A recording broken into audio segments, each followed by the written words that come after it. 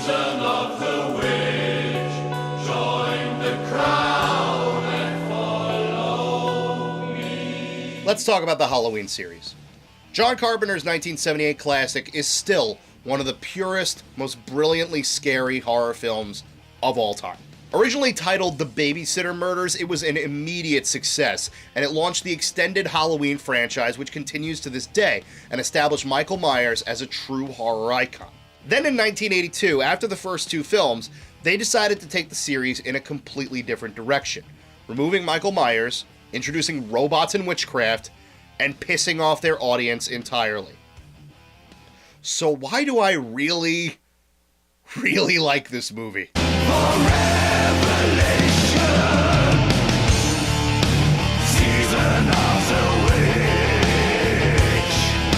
A man is killed in a hospital after being brought in clutching a Halloween mask. His doctor and his grieving daughter decide to investigate the death further, which takes them to a company where the mask was made. Once they get there, they uncover a conspiracy to try and kill all of the children of the world, so it's up to the two of them to uncover the evil corporation's secrets and stop them from attaining their ultimate sacrifice by use of...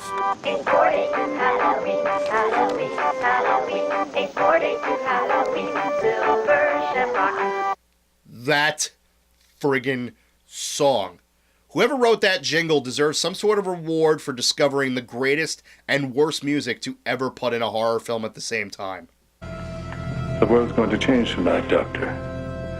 I'm glad you'll be able to watch it. This movie is slightly different from the rest of the films in the Halloween series, and if you need a reason why it's completely separate, the whole movie revolves around one terrible event taking place after a horror movie marathon, and Halloween is one of the movies they're showing. The Immortal Classic, followed by the big giveaway at 9. So that means that in this universe, Halloween is just a movie? So if they were to make Halloween 3, would it be this exact situation, or would they switch over right to Halloween 4? Brought to you by...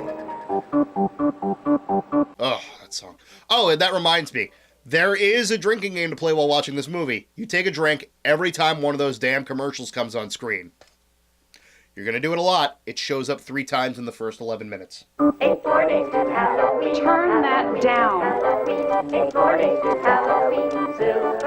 John Carpenter believed that after the first 2 films, the Halloween franchise had an opportunity to branch off into an anthology series.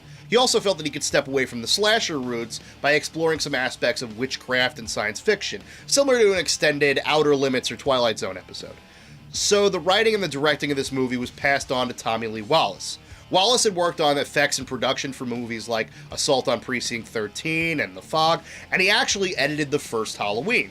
And as a fun fact, he's also the voice of the narrator and the little children singing in the commercial. They're going to kill us.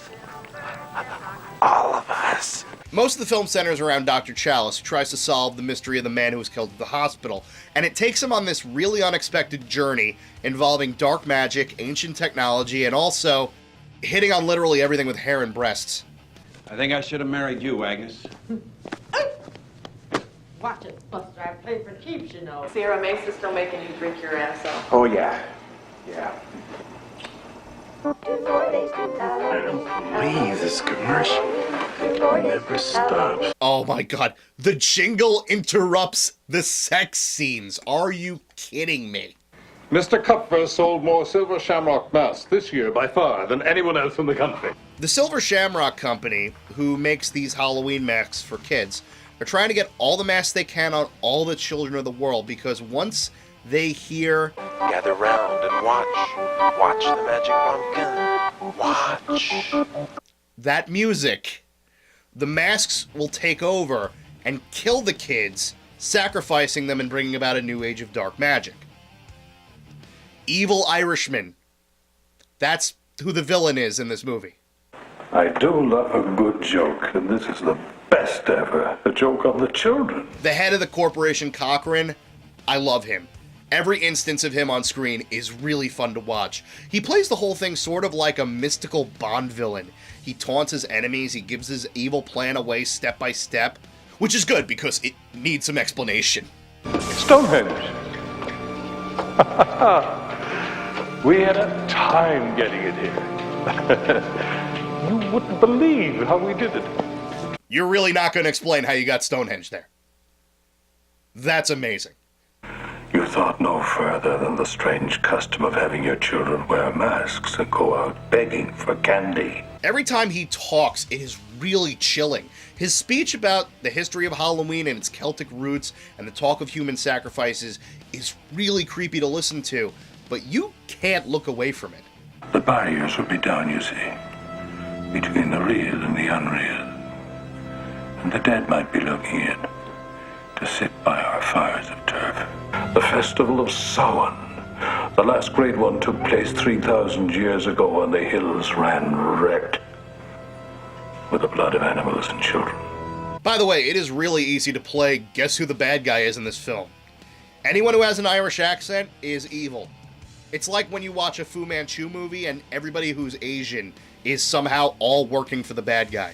But a couple of questions do kind of need asking, like, this is supposed to be 2 days before Halloween. Why are they still making and selling masks? Why do they still need to make this many the day before the holiday? Also, how does digging into Stonehenge give you the technology to build robots to help you stop anyone trying to expose your crimes?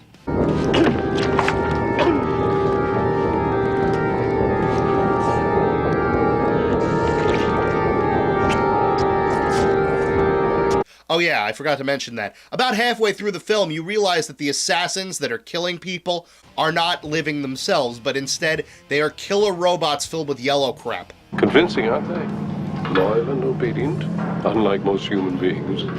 This movie has killer Halloween masks, evil Irish corporations, and killer humanoid robots. How the hell did this not make all of the money? Where are they taking her? They're taking her to the factory. So we've the most marvelous facility there for emergency treatment. Now, because this script was completely separate from the first two films, and it focused more on themes of magic and old Celtic fairy tales, they had to make sure the audience wasn't turned off by the whimsy, so this gets dark as hell.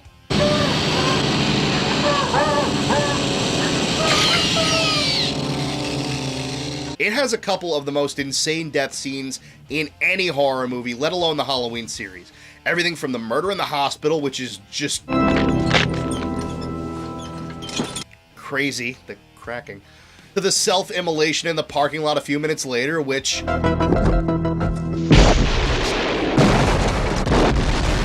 I would describe as excessive, if anything.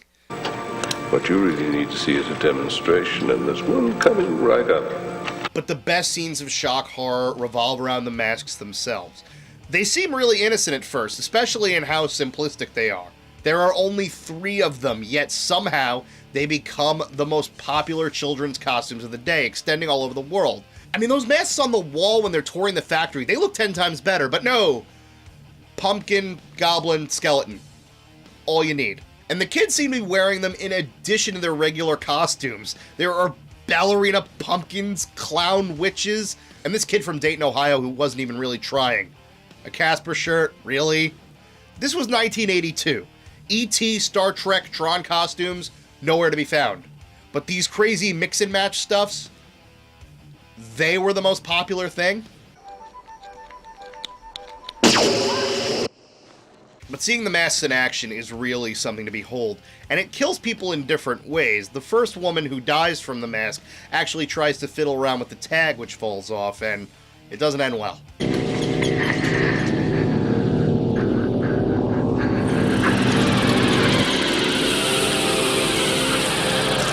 That is awesome. And that's just from one shot. The masks themselves, when they're being worn, that's a whole nother story. The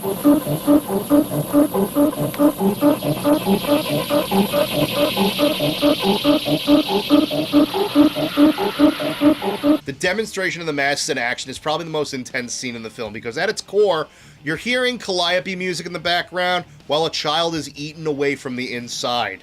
So it's not the most convenient plan, but when you see it in action, you can't help but be in awe of how creative it is. The deaths of the androids are interesting to watch too. It's a little cheesy, but once you compare it to the pumpkin mask and the snakes and everything, it's really hard to compare to it. I did think it was a really cool twist that at some point during the runtime of the film, Cochran replaced the lead actress with an android. Hello, you alright?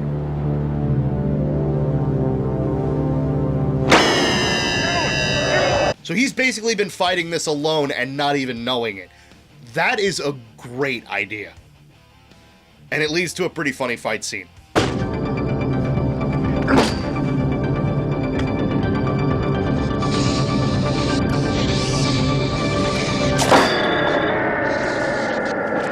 But you know what I love the most about this movie? The heroes don't stop the plan. It works. While the cult is killed off and the factory is destroyed in a pretty fantastic sequence, and if I could take a break to sing the praises of Cochran again, even his death is incredible.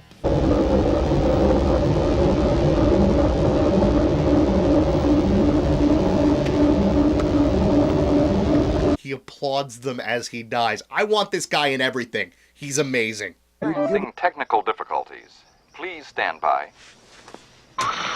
Dark masks, gather round your TV set. Put on your masks. But that's why he was clapping, because the commercial still runs. So all those kids in costume are sitting in front of the TV like the commercials had been telling them to, and although that Chalice begins to call the local stations and tell them to take the commercials off, one of them doesn't listen. Stop it! Stop it!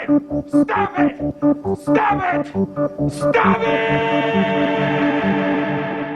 So that's it. That's how the world ends. With that goddamn song. One more time for humanity.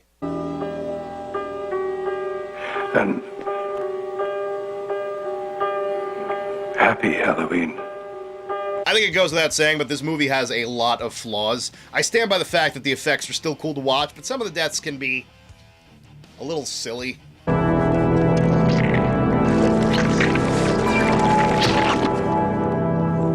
That is just fantastic. The story itself, once you get everything together and it finally clicks what's happening, is really good. But it requires at least a second watch to take everything in. And that's not the best for a film that was trying to establish itself as a new beginning for the series. Even if it were out of context of the original Halloween films, Halloween 1 is the undisputed masterpiece of the series. But this was a welcome departure, and it offered a lot of potential. I think it's a fun, dark, and creative movie with a lot going for it. But unfortunately, crowds in the 80s couldn't see it that way. They panned this film entirely, and they demanded that Halloween go back to its slasher origins for the next one. And if you ask me, every film after this one in the Halloween series are among the worst, most boring horror films I have ever seen. Instead of all the ideas that could have sprung from an anthology series, we got a cult dedicated to keeping Michael Myers evil against his family, we got Busta Rhymes in a reality show, and we got Rob Zombie's atrocious attempts to give reason to a purely evil child. Carpenter even said that if this film had been successful, it would have led to a whole bunch of different and unique stories that were already written but had to be shelved indefinitely. I would kill to see the type of stories they were planning on doing if Season of the Witch was a success. But the film has gained a new following in recent years as a cult classic, and deservedly so. It's a shame we'll never get to see some of the ideas that could have sprung from it, but if you can find a copy of it, I say it's still worth the watch. So check out Halloween 3, put your preconceived notions to the side, and just enjoy a stupid, fun movie. Regardless of how many days it is until Halloween. Silver Shamrock, son of a bitch. Stop it!